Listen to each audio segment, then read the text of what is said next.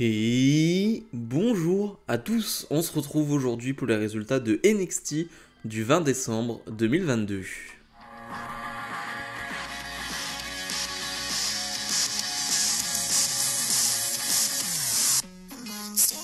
Comme d'habitude, n'oubliez pas de mettre le pouce vers le haut et de vous abonner. On commence ce NXT avec un très grand match entre Carmelo Hayes et Axiom, un match qui va durer 12 minutes.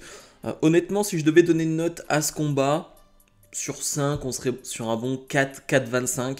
C'est un vrai bon combat de catch. Alors là non plus, il n'y avait pas de surprise. Je dis souvent, il n'y a pas de surprise parce que bien quand tu as deux catcheurs avec de tels talents, il n'y a pas de surprise. Quand les deux se rencontrent sur un ring, ça donne un superbe combat. Et là, on a deux superstars qui sont au top de leur forme, qui enchaînent les grosses performances, qui sont jeunes, qui sont rapides, qui sont vifs, qui sont explosifs, qui sont dynamiques.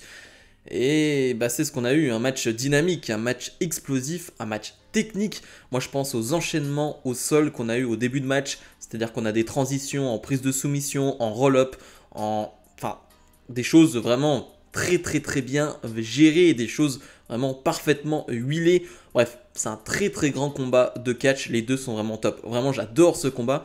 Il y a une scène particulière, je dis une scène mais c'est magnifique, c'est-à-dire que les deux vont monter sur les cordes, les deux se tiennent par la main quasiment et montent sur le coin du ring, un par un, une corde par une. Et ouais, c'est magnifique, les deux sont tellement agiles, c'est impressionnant. Finalement, Trick Williams va faire une intervention, ce qui va donner la victoire à Carmelo Hayes. Après le match, Axiom, pas très content, va sauter sur Trick Williams. Alors on peut se douter qu'on aura peut-être un autre match entre Axiom et Carmelo Hayes, mais bref. Je suis totalement pour, vu ce que les deux nous ont donné, c'était magnifique. On enchaîne avec Zoey Stark face à Nikita Lyons, une grosse guerre entre les deux, tellement une grosse guerre que Zoey Stark veut s'en prendre à Nikita Lyons avant le début du match, mais Nikita Lyons, elle est prévenue, elle est au courant, elle ne se fait pas avoir. Un match qui va durer 5-6 minutes. Et je suis partagé, je suis plutôt partagé dans ce match parce que c'est un match qui est plutôt court, mais qui est plutôt bon dans l'ensemble. Je veux dire, il n'y a pas de problème, il n'y a pas de botch, il n'y a pas de problème de rythme ou quoi que ce soit. Mais je suis toujours partagé sur Nikita Lyons. Vraiment, j'arrive pas à me faire une idée sur Nikita Lyons parce que, en fait, j'arrive pas à comprendre son arsenal de prises. J'arrive pas à être emballé par les prises qu'elle porte pour plusieurs raisons. Nikita Lyons, c'est une big girl, entre guillemets, et Nikita Lyons, elle a, on va dire, des facultés, en tout cas elle a des aptitudes en sport de combat. Voilà, elle est forte au poing, en coup de pied, et voilà, c'est des coups qu'elle porte bien, en tout cas tu vois qu'elle est à l'aise là-dedans. Maintenant en termes de prise, je trouve qu'il n'y a pas grand-chose dans son arsenal qui est intéressant. Je veux dire, elle porte une German suplex, c'est quand même censé être une grosse prise, il y a un choc important. Quand elle la porte, elle, il n'y a pas d'impact. C'est une prise un peu comme une autre. J'ai l'impression quand Nikita Lyons porte une German suplex, ça devient une prise comme une autre. Elle porte un Samoan drop, pareil, pas d'impact. Et puis c'est une prise très commune, le Samoan drop. Bref, voilà, je suis pas encore hyper emballé par Nikita Lyons, même si je vois des progrès par rapport à ses débuts. Voilà, pour l'instant, ça va rester à NXT, ça va progresser, on va voir jusqu'où. Voilà, je suis pas à 100% emballé. Bref, Zoey Stark va voler le match en faisant un roll-up et en se tenant dans les cordes. On pouvait s'en douter finalement parce que cette histoire va continuer encore, je pense, quelques semaines. On enchaîne avec les championnes par équipe de NXT, Katana Chance et Kayden Carter, qui mettent en jeu leur titre tag face à Toxic Attraction. Bon, il n'y a plus de Mandy Rose et donc Diamond Mine, donc Tatum Paxley et Ivy Nile. Un match qui va durer 7-8 minutes.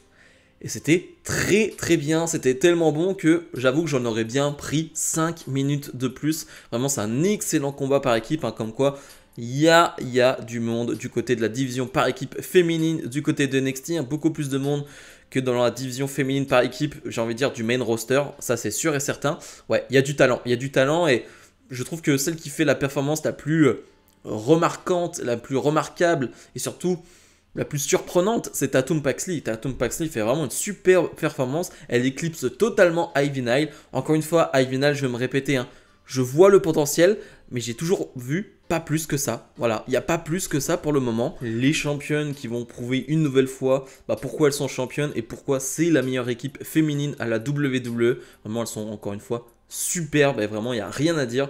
Bref, c'est un super combat. La fin est très intelligente aussi où Ivy Nile porte une prise de soumission sur Kayden Carter, mais finalement Kayden Carter, plus maligne, arrive à porter une sorte de, pas un roll-up, mais elle arrive à retourner la prise de soumission pour que Ivy Nile prenne un tombé rapide. 1, 2, 3, victoire de Carter et de Katana Chance qui conservent leur titre. Très malin, ça protège Diamond Mine, ça protège aussi donc Toxic Attraction et ça met en avant on va dire le côté malin des championnes. Donc voilà. Ça me donne envie d'en voir plus, à voir s'ils vont partir sur un Diamond Mine, Katana Chance et Kayden Carter. Mais en tout cas, je suis intrigué et intéressé.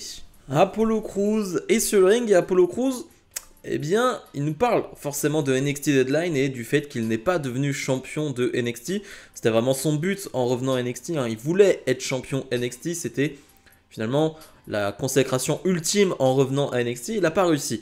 Mais il est un peu délusionnel, finalement, Apollo Crews, parce qu'il nous dit, eh bien, après la Grayson Waller face à Bron Breakker, eh ben, je me mets en tant que challenger de Bron Breakker.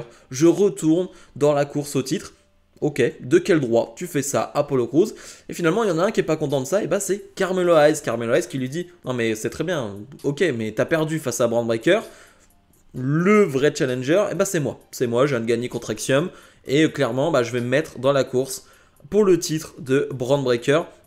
Finalement, Apollo Crews va lui dire, mais ok, t'es bon, ok, t'es très bon, Carmelo Hayes, mais il y a toujours quelqu'un qui est meilleur que toi, et je le suis. Donc tu me donnes l'endroit, tu me donnes la date, et on s'affrontera tous les deux en 1 contre 1. Un match qui n'est jamais arrivé.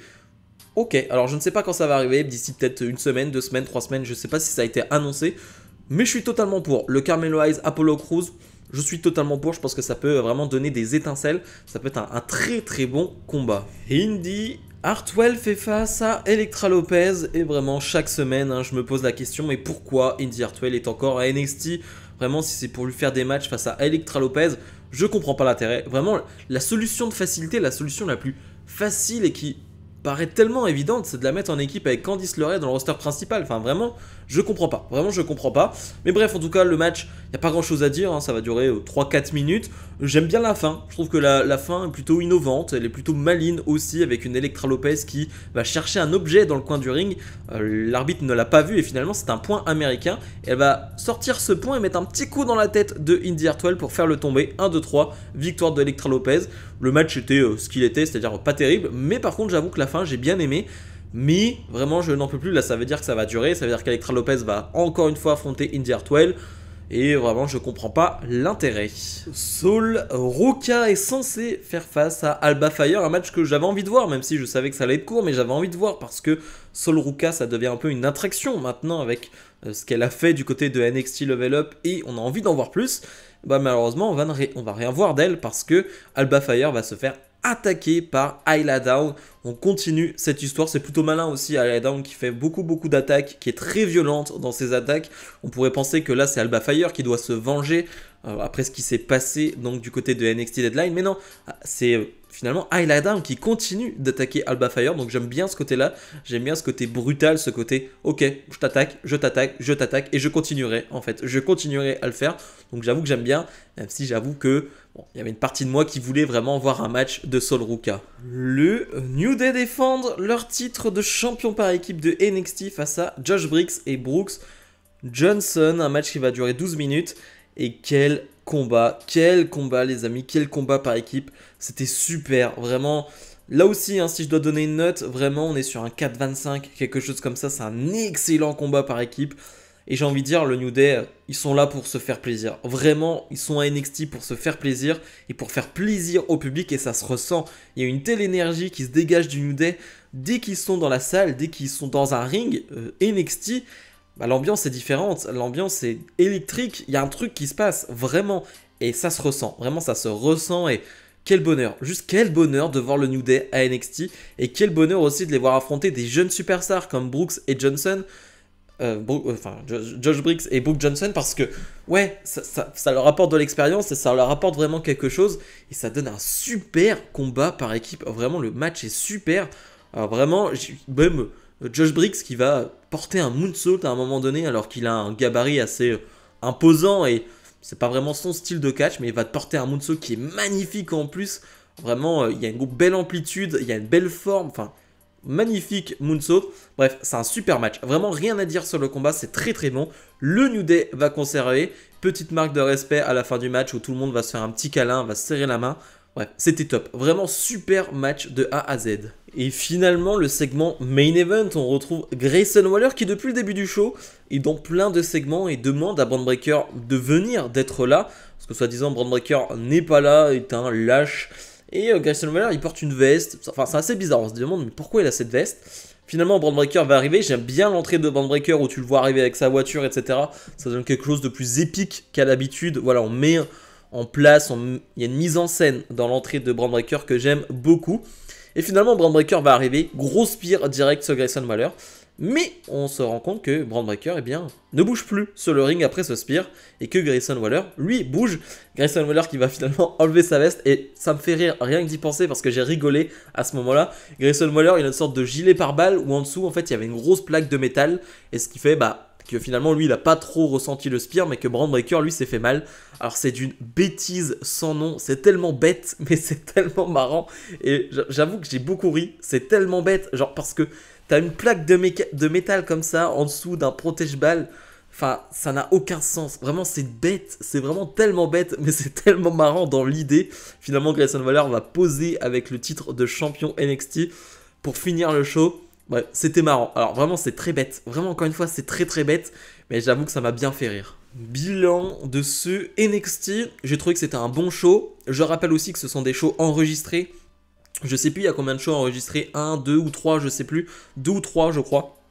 Parce que là, on est dans la période de l'année où les shows vont être enregistrés. Donc la semaine prochaine, par exemple, on n'a pas de Raw. Et cette semaine, le SmackDown de cette semaine a été enregistré la semaine dernière. Donc voilà. Les shows sont enregistrés, c'est les fêtes, etc. Et c'est normal pour le coup. Donc c'est vrai que je suis plus indulgent envers les shows, des shows enregistrés. C'est quand même pas la même chose, c'est pas du tout la même ambiance. Donc je suis plus indulgent sur des shows là. Mais là, on a quand même eu 2 gros combats que je vais retenir. C'est vraiment ça que je vais mettre en avant. Le combat du New Day et Axiom Carmelo Hayes qui sont vraiment de super top combats. Ça ne veut rien dire, mais en tout cas c'était vraiment des très très gros matchs, donc vraiment je vais les mettre en avant.